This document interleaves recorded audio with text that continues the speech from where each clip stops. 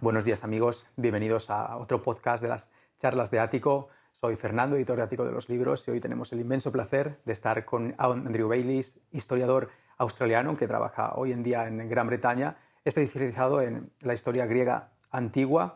Bayliss, ha escrito esta auténtica maravilla, Esparta, auge y caída de una superpotencia de la antigüedad, y es un historiador que trabaja como profesor en la Universidad de Birmingham, se formó como historiador también en la Universidad de Macquarie de Sydney y también en la Escuela Británica de Atenas, que es de las principales instituciones de conocimiento de lo que es la Grecia antigua. Y hoy vamos a estar hablando de este libro, de los espartanos y también un poco a lo mejor de su barba espartana en particular. Tenemos el auténtico placer de estar con él. Pleasure being with you today. So first question, why Sparta and not other cities? Well, I think why Sparta, it's what I teach, it's what I research. I first learned about the Spartans when I was 12 years old. We were high school students and I'd been waiting to do ancient history for years. I loved Asterix comic books. And then they introduced us to the Spartans.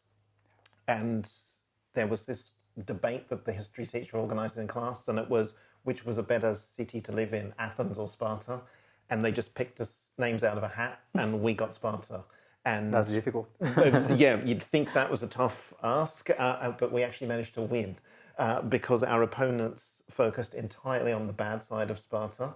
And we just said, yeah, but apart from that, and we talked about the rights that women had and sort of the independence of the Spartans and how strong they were. And because we saw both sides of the story, we actually managed to get the win, whereas they just went entirely for the negative. So maybe you can replicate that speech. So why should we live in Sparta? It's a tricky one because also, yeah. We focused on the fact that the Spartans were militarily strong, that they were able to protect the city from the enemies. We talked about the school system in Sparta, where all boys had the same upbringing. We talked about the rights that women had. They could inherit property. They had a voice. They could tell men what to do. So our opponents just talked about slavery, and we said the Athenians had slaves too. So they basically won the debate for us. Okay. So maybe that's a tautological question, but what is like the real going to find in Sparta? I think in this book they'll find the good and the bad for Sparta, like in the debate. So the Spartans were sometimes the heroes. The Spartans were quite unique, but they were often on the wrong side of history. They were oppressors. They were imperialists, and they were often quite brutal. Yeah, for example, in which way were they more brutal than, for example, the Athenians?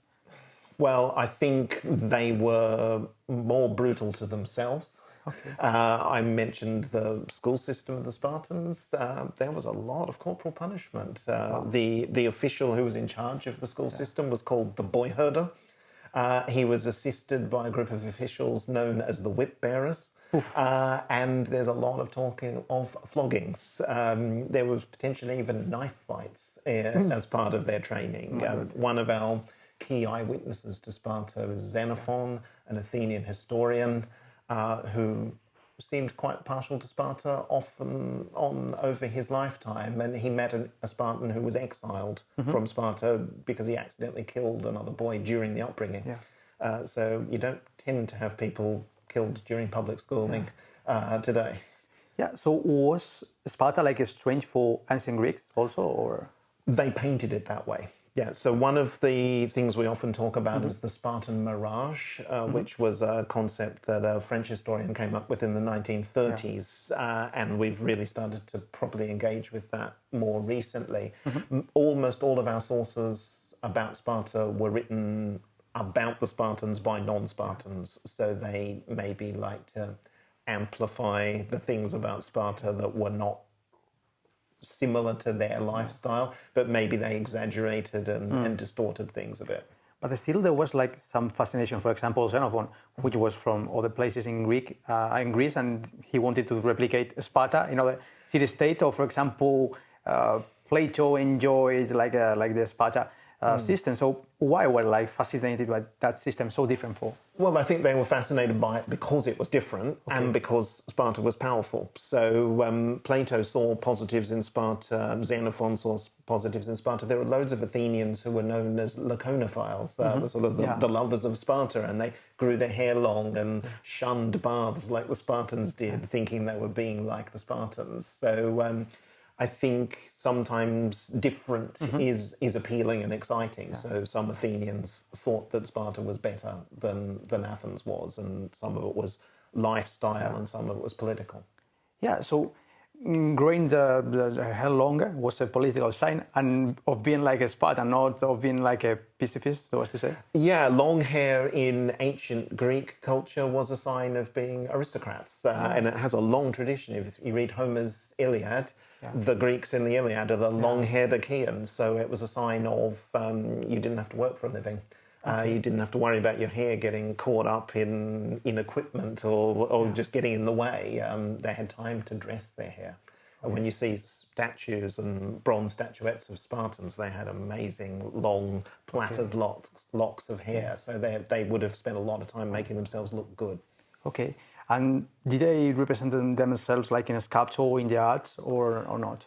There is our best representations of Spartans are from pottery that was made probably by the Perioikoi who lived alongside the Spartans from the late 500s and early 400s, the pottery which was made for the export market, and it shows Spartans being Spartans, so hunting,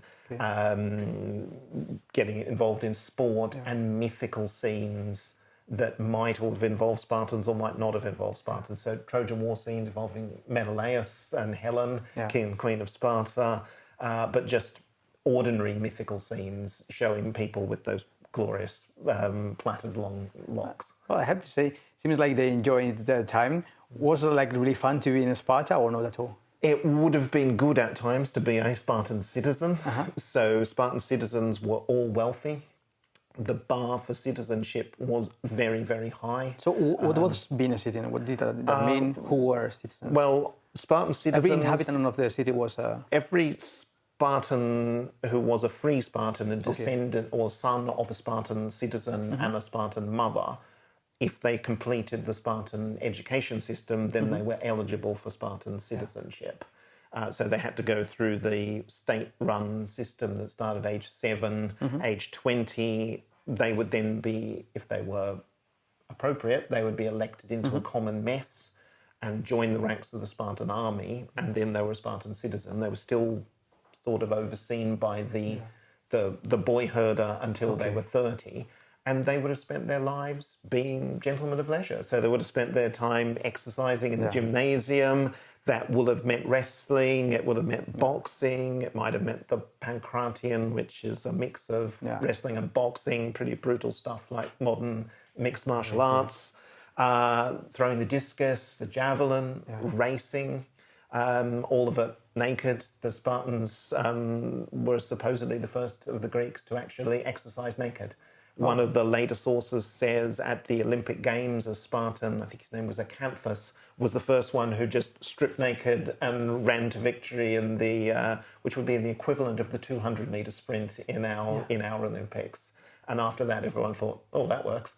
So the Greeks exercised naked after that. And they would have spent their time hunting and just hanging around talking to other Spartans. There's lots of sources make it clear they were kind of watching each other, observing each other's behaviour. Everyone would have known what everyone else was doing. So it would have been a very face-to-face society.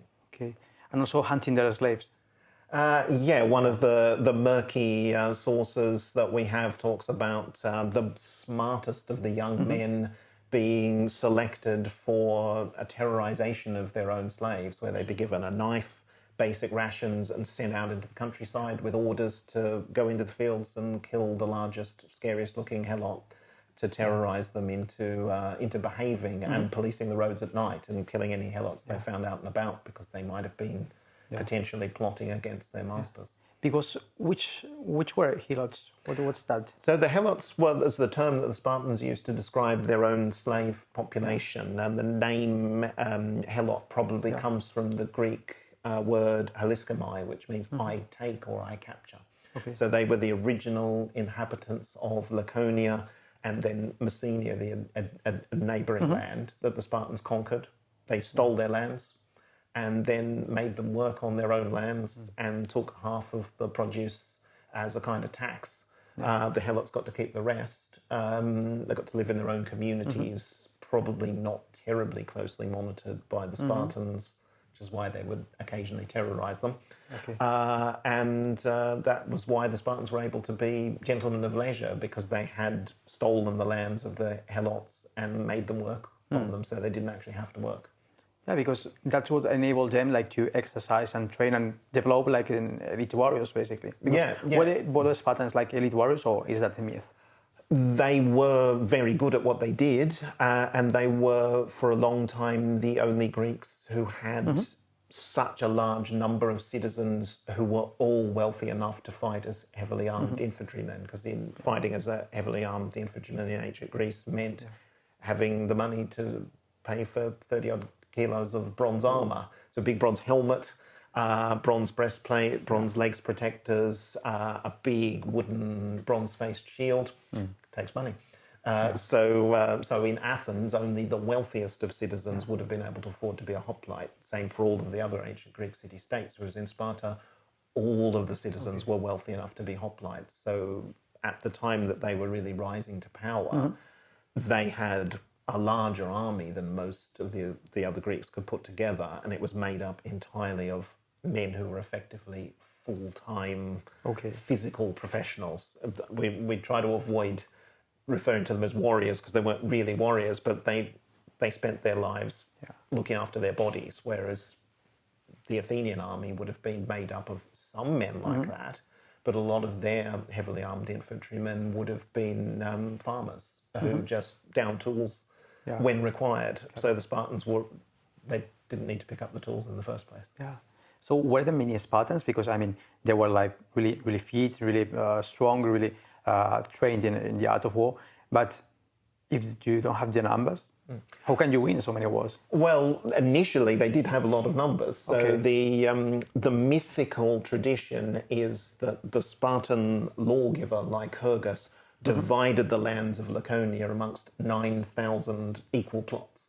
So there were 9,000 citizens is the mythical original number. In Herodotus, he has a Spartan king who was in exile explain to the Persian king Xerxes that there were 8,000 Spartan citizens. That's a lot of hoplites.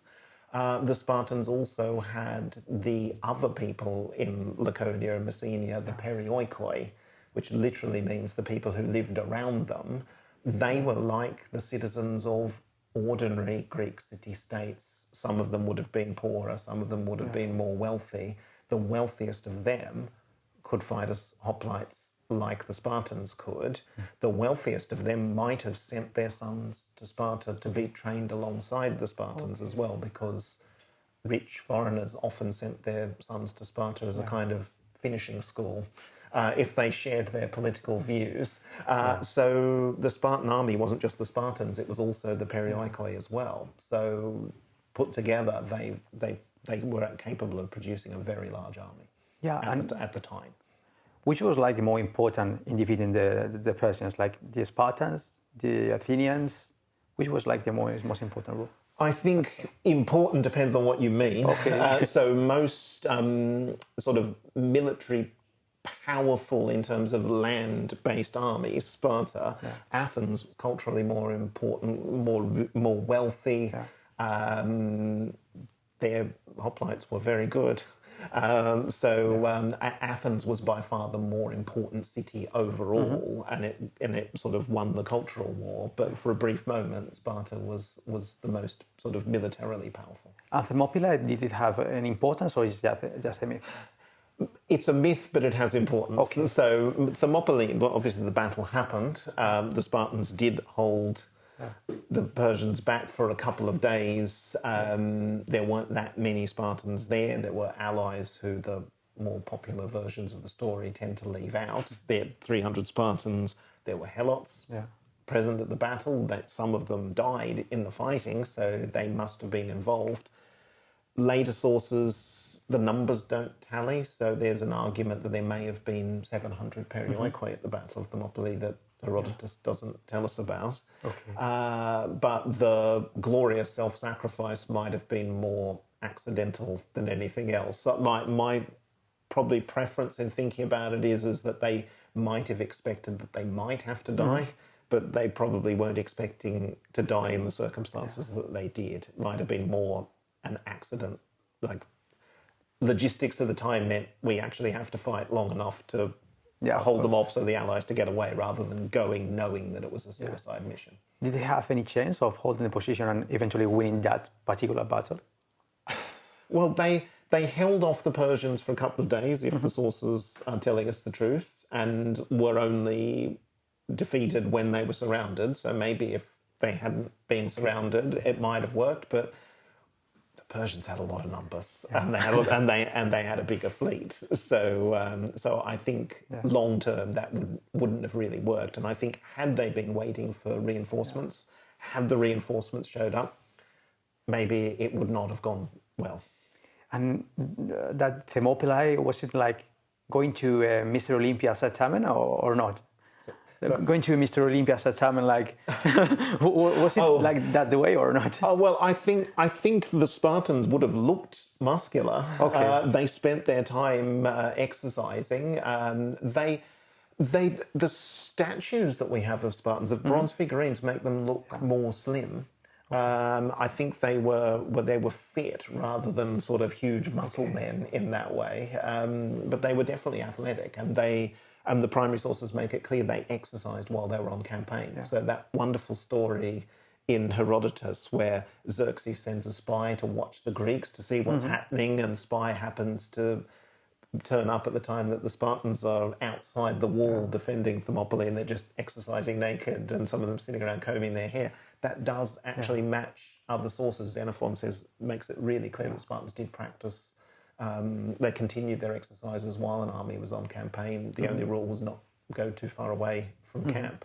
Yeah. And they really did comb their hair before they were wanting to risk their lives. One of my, I think, the saddest, but it is a wonderful story, is there was a Spartan by the name of Clearchus who was exiled for being too warlike for the Spartans, which is an interesting concept.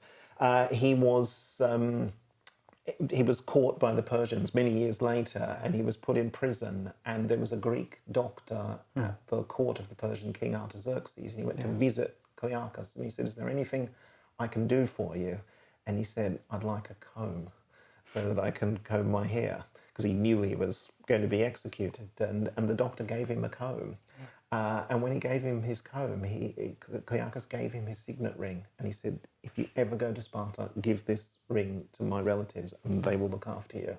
He was so grateful that he'd given him his comb so he could dress his hair. And he said, "Is there anything else I can get you?" He said, "Can you give me a knife so I can end my life on my own terms?" But he wasn't able to give him the knife, so he didn't get to die in the way that he would have preferred. So what was doing Clearchus in the court of the Persian king? Well, Clearchus was a mercenary, and Xenophon met him. Xenophon describes conversations he had with Clearchus. He was a mercenary who fought with Cyrus the Younger, who was the baby brother of the Persian king Artaxerxes, who decided he'd be better as king. So he organized a rebellion and paid for thousands of Greek mercenaries to fight on behalf of him. And Clearchus was in charge of the army of Greek mercenaries who fought alongside Persians in an attempt to overthrow Artaxerxes. So Greeks and Persians fighting side by side? Yeah, exactly, yeah. Okay. Yeah, there's all in Xenophon's book, The Anabasis, which is his account of his involvement in this campaign. So he has some wonderful eyewitness conversations with Spartans like Clearchus. So also like the rivalry between like the Persians and the Greeks, and especially the Spartans, was it real in the time? Was it more nuanced? Is that merely a myth? It was a real rival. Was real. Persia is a very powerful kingdom. At the time that the Greeks are fighting against the Persians, Xerxes' invasion, and the Spartans lead the Greeks against Xerxes, there's probably 15 million people in the Persian Empire. Wow. It's like a quarter of the world's population at the time. It's a major power, and they are expanding. So Europe is next. They effectively take over Macedonia, and so Xerxes does get right down into Greece. The Persians burned Athens to the ground twice. So if they had won, you'd assume that they would have kept on expanding. Yeah. So it is a genuine rivalry, and the Greeks remember them as the bad guy. And there are Greeks living in the Persian kingdom. That's one of the reasons there is that sort of hostility between the two groups, because there are large numbers of Greek cities down the western coast of what we would think of as Turkey, but was part of the Persian kingdom then. So did all these Spartans fight? Did all the Spartans fight with the Spartans and with the Greeks against the Persians, or were there any Spartan that chose the other side? There was one Spartan who ended up on the other side, and that was Demaratus, who was an exiled Spartan king. He was deposed because he got into a rivalry with his co-king Cleomenes, and Cleomenes was a wrong person to cross. Cleomenes was prepared to go to dodgy lengths to get what he wanted, and he reportedly bribed the oracle at Delphi to pronounce that Demaratus was illegitimate, and he was deposed. So when he ceased to be a king, he ended up, for want of a better way of putting it, defecting to the Persian side. So he fled to Persia and ended up becoming part of Xerxes' entourage and accompanied him on his invasion of Greece. So in Herodotus's version of the story, there are lots of conversations between Demaratus and Xerxes.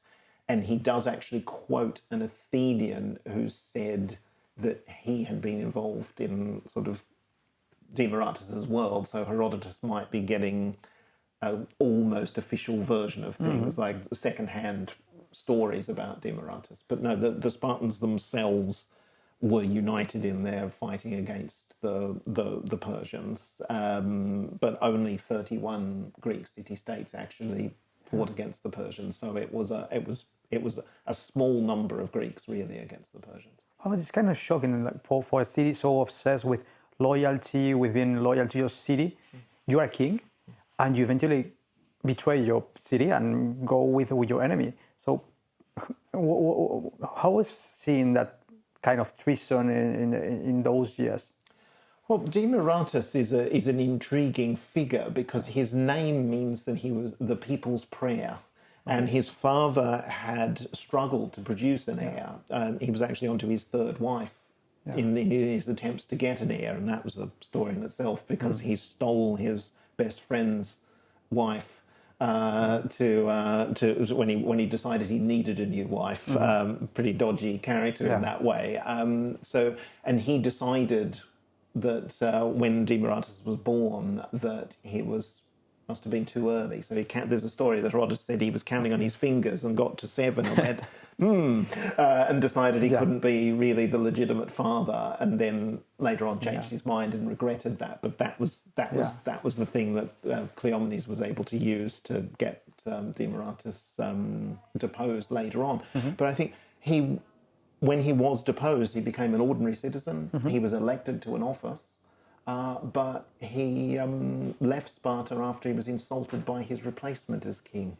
His replacement as king, Criados, sent a slave to have just to say, what's it like to attend a festival like this when you're an elected official, when you were once a king? And that really upset Demaratus. So he left Sparta after that, and in real anger. So I think he felt really... properly angry at his own city, and that was what prompted him to go. Yeah. So which was like the political system? Was it democracy, autocracy, monarchy? How did Sparta function? Bearing in mind that there are 2 Spartan kings, it's therefore not a monarchy. Okay. I like to think of Sparta as a constitutional monarchy. Okay. So there's 2 royal houses. So like Spain, like the UK. Yeah, exactly, but just with 2 kings. So there's 2 royal houses, but the kings are not autocrats. Their powers are quite reduced. They lead armies. They're priests of Zeus. They make sacrifices on behalf of the state. But their powers are very much curtailed by the powers of the Council of Elders and the Spartan Assembly and officials known as the ephors. And probably the best way of illustrating that is there were monthly oaths of office where the kings swore that they would rule according to the laws, and the ephors swore in response that whilever they ruled according to the laws, they would leave the kingship unshaken. Okay. So there was this constant threat that they might be deposed, and a lot of Spartan kings actually were deposed during their lifetime and went into exile and were scared of reprisals. So was it a lifetime job being a king? Or? It was a lifetime job until it all went wrong. So there were quite a few kings ended up in exile for having not done quite what they were supposed to do. And one of them ended up, when he went into exile, he ended up building his house half in the temple of Zeus, so that if anyone came to get him, he could get into the temple of Zeus, so that he would be safe from reprisals. So kings were in a quite a weak position in that way. Okay, and Leonidas was like the king of kings, or he was just a king like the other kings? Well, he was unusual because he was the third brother, so he would have grown up as a normal Spartan in many ways. So we're pretty certain by this stage the Spartans had their organized state upbringing.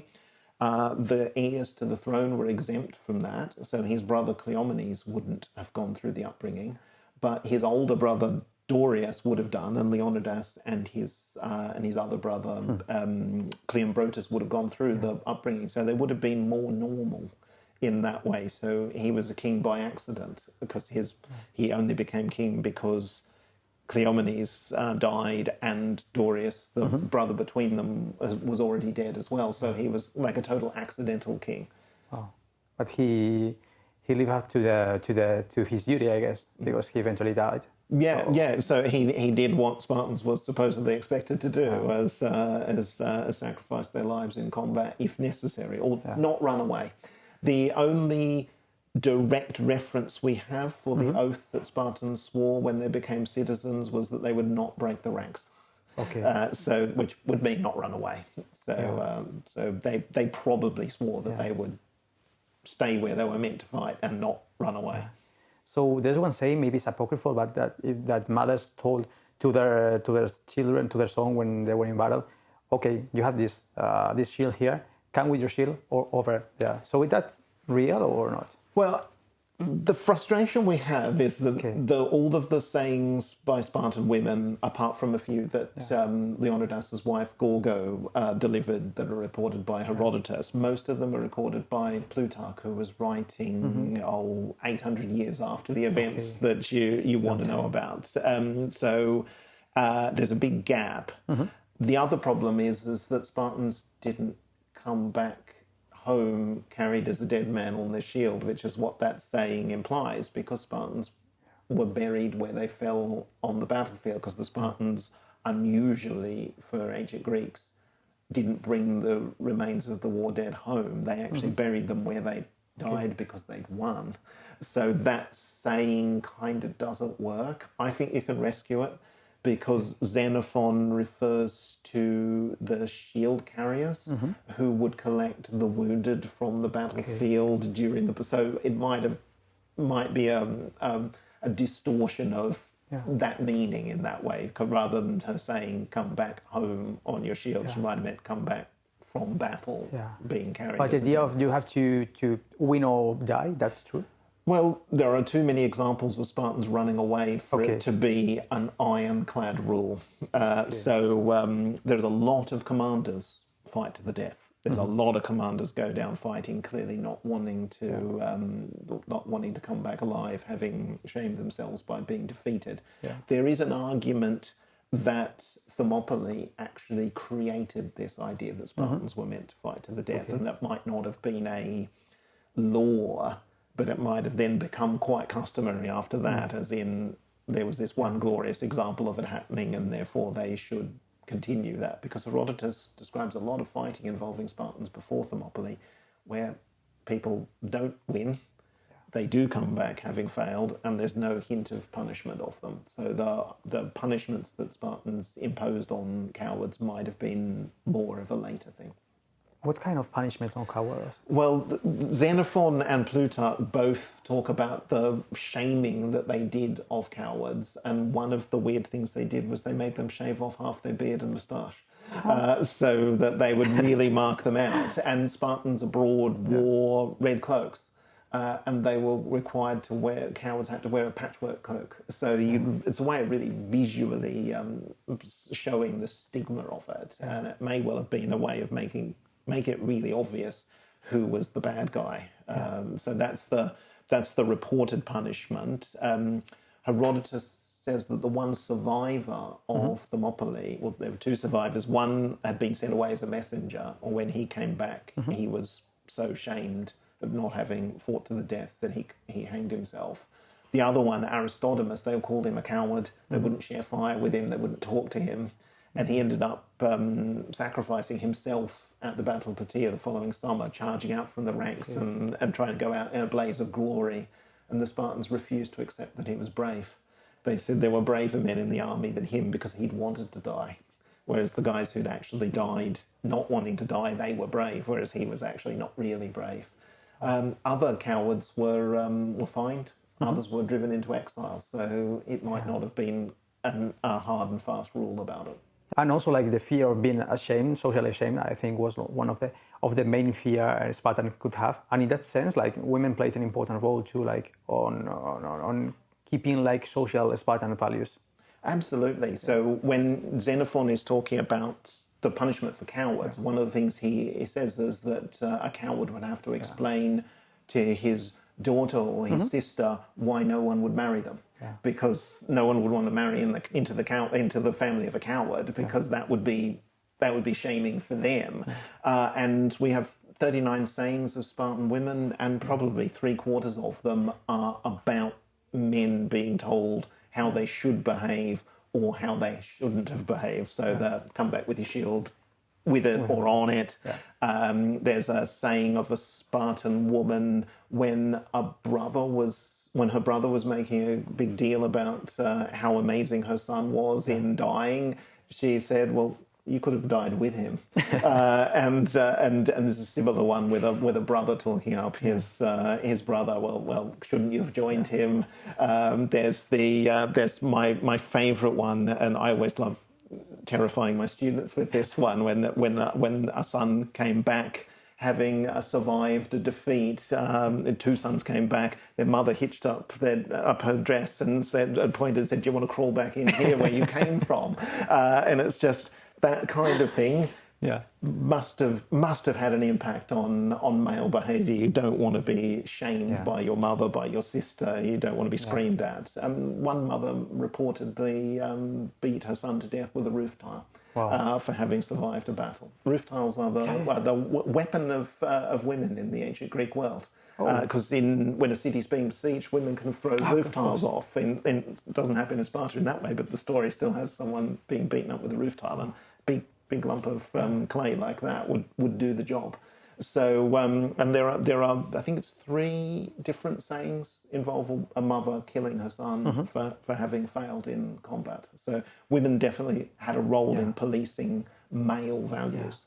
And in general, women had like a really important role in Spartan society because, for example, when you consider like Athenian women, they don't have a role, they don't have a voice, but in Spartan society, they do have it. So let's dwell on that too, Yeah, so women in ancient Greece, the stereotype, which is largely coming from Athens, is that they were very much cloistered, expected to be veiled, and expected to be silent. It might be somewhat of an exaggeration. It might be a class thing as well. But Spartan women, they have a voice. They're seen.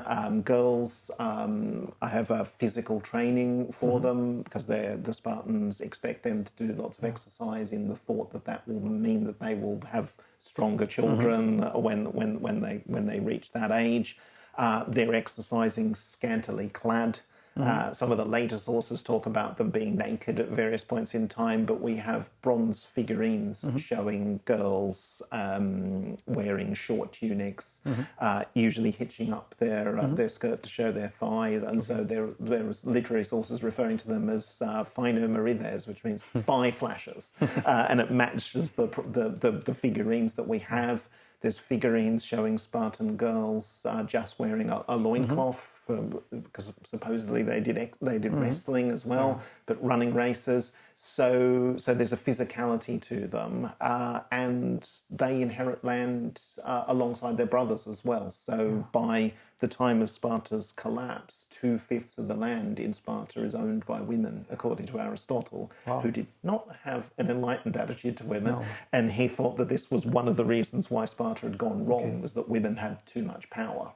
Yeah, so we travel to Sparta. There are Spartans, there are Helots, there are Perioikoi. What more can we find in Sparta, and which are those people? Okay, so I always have to clarify when I'm talking about Spartans. I'm often just meaning the Spartan citizens, and sometimes in my writing I refer to them as the Spartiates to clarify who I mean. The Perioikoi are free people who live in towns in Laconia and Messenia who are effectively second-class citizens of Sparta. The Spartans to the outside world were the Lacedaemonians, and the Perioikoi are also Lacedaemonians, but they have no independent foreign policy. The ephors had the power to put them to death without trial, so they were very much second-rate in Sparta. The Helots are their slaves, who they have conquered, stolen their lands, and worked for them. There are other classes in Sparta as well. There are the increasing in the 4th century a category of people called inferiors, who were Spartans who were so poor they'd lost their Spartan citizenship. Their sons were probably known as the Motharches, and rich Spartans might sponsor them to go through the upbringing with their sons, and maybe if they were really lucky, they might get gifted enough property that they could resurrect themselves back to Spartan citizen status. They could eventually become Spartan citizens? They could eventually, yes. So one of the stories about Lysander, the architect of the Spartan victory over the Athenians in the Peloponnesian War, one of the later sources says that he was a Mothax and had been promoted to full Spartan citizenship because of his amazing performance during the upbringing. The Spartans sometimes free the Helots in return for military service, and so there's a class of people known as the Neodemades, which basically means the new demesmen, the new members of the community, for wanting to think about it that way. So they're kind of like somewhat like the Perioikoi, but they're not quite. So there's way more people to Sparta than just the Spartans. Was it like really harsh being a Messenian and being a Helot? I wouldn't think it's a good lifestyle. Our earliest source is the Spartan war poet Tyrtaeus, who refers to them as like asses exhausted under great loads. And if I'm doing a public talk, I often show an image of a donkey from an animal welfare site, where you just see how overloaded donkeys can be, and that's not a nice simile. You have the terrorization of them by the Crypteia. You have sources tell us that they were just given, they were just flogged, regardless of whether they'd done the wrong thing or not. Plutarch says sometimes they were brought into the common messes and made to drink powerful wine, so that they get drunk, and young men would see, oh, that's what you look like when you're drunk. So to learn from that, they had to sing degrading songs and sing degrading, perform degrading dances, and they weren't allowed to sing the martial songs of the Spartans. They weren't allowed to do the Spartan style dancing. So they were constantly being reminded of their inferior status.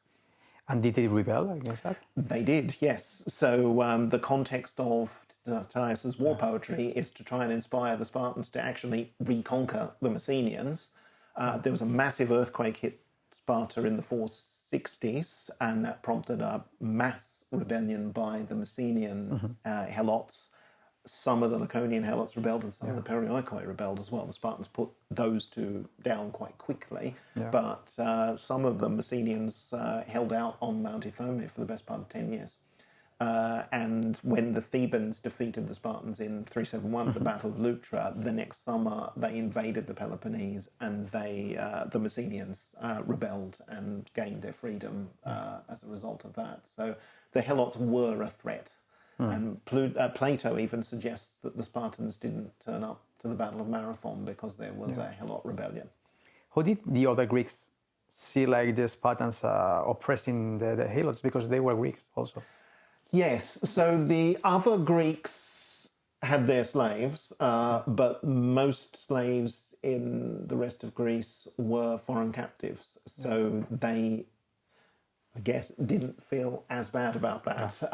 But there were other similar communities. In central Greece, the Thessalians, the mythic tradition was that they had enslaved the original inhabitants of the region, and they were known as the Panestai. And in Crete, various city-states there had people who they're called the Klarotai, which basically means the plot people. So it implies that they were farming. So the other Greeks were aware of this. They didn't necessarily think it was bad. They thought it was strategically bad. So Aristotle says that the problem for Sparta was that they were surrounded by enemies. And so whereas Crete, it seemed to function because one city-state wasn't going to attack the other to try and liberate its slave population, because the same thing could happen to them.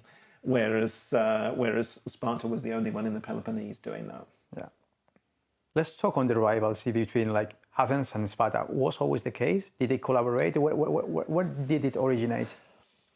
Well, there are stories of them collaborating at various points in time. So before the Spartans were the Spartans, the Athenians had, according to their myth tradition, had given refuge to the descendants of Heracles when they'd been forced to leave the Peloponnese. So there was always a positive side of things. But once Sparta started to grow its power, Athens being another powerful city-state, there was always potential for tension there.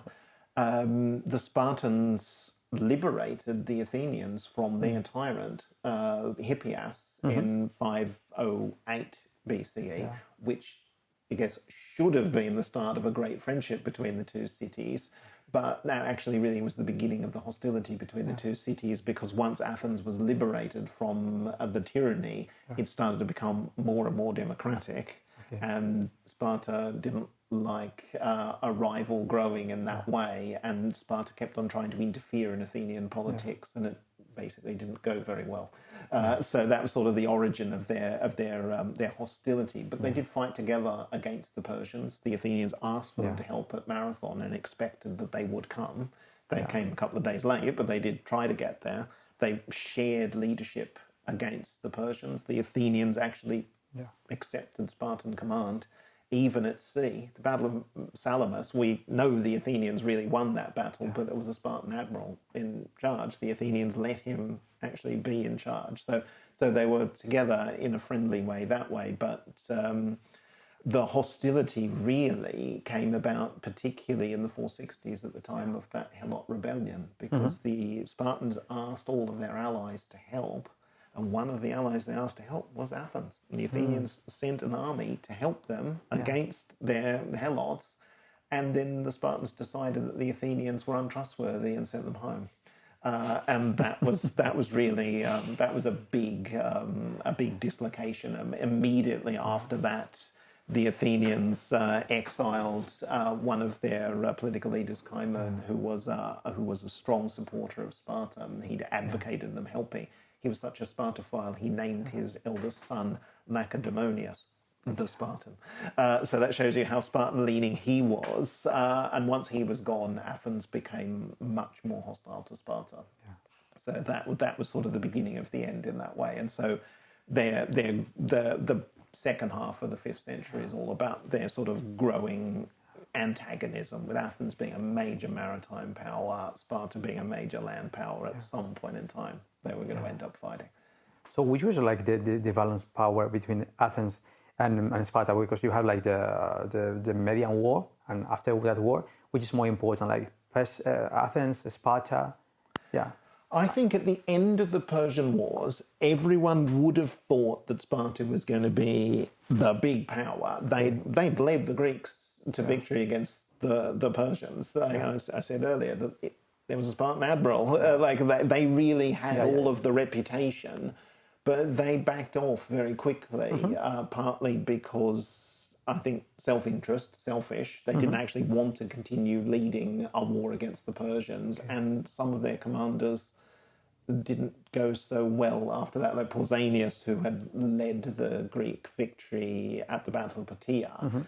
Supposedly it all went to his head, and he started to be quite arrogant and obnoxious to the other Greeks, but he also started to sort of court the Persians and was supposedly writing letters to the Persian king saying, give me your daughter's hand in marriage and I'll give you Greece.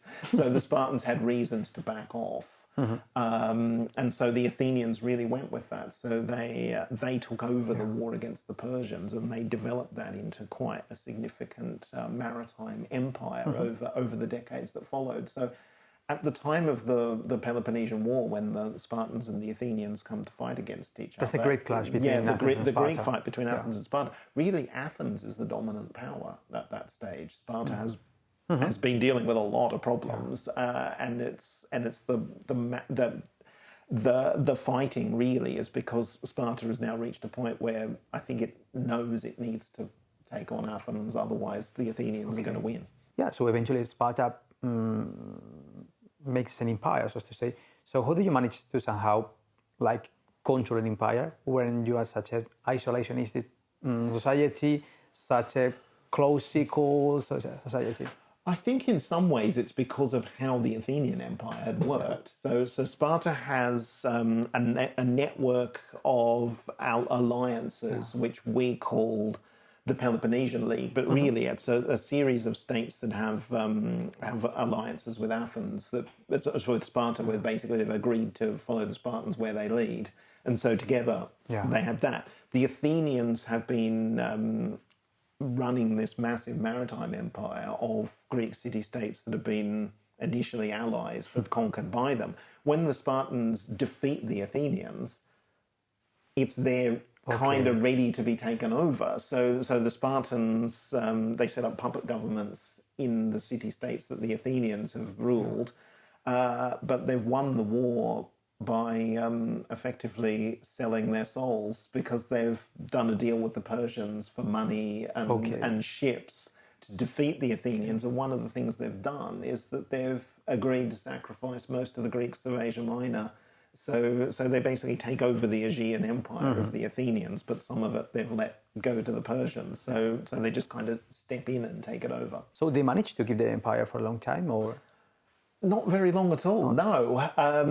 Because the Greeks were never really united. They were very much in rivalry with each other. And it's obvious that some of Sparta's allies were not very committed to them in that way. And the ally I'm thinking most of is Thebes. So when the Spartans gain their hegemony over the Greek world, some of those seemingly near allies are ready to try and supplant them. So, and it kicks off because the Spartans try to go too far. And what they try to go too far is, I guess in some ways, be the good guys. They decide to try and liberate the Greeks from Persia again.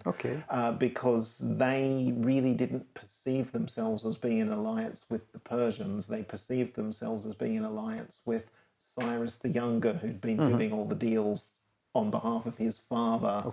And when he didn't become king and when he died trying to overthrow his brother, they seem to have taken a very convenient sort of understanding of their agreement with the Persians and saying, yes, it's done now. So they kind of launch a crusade to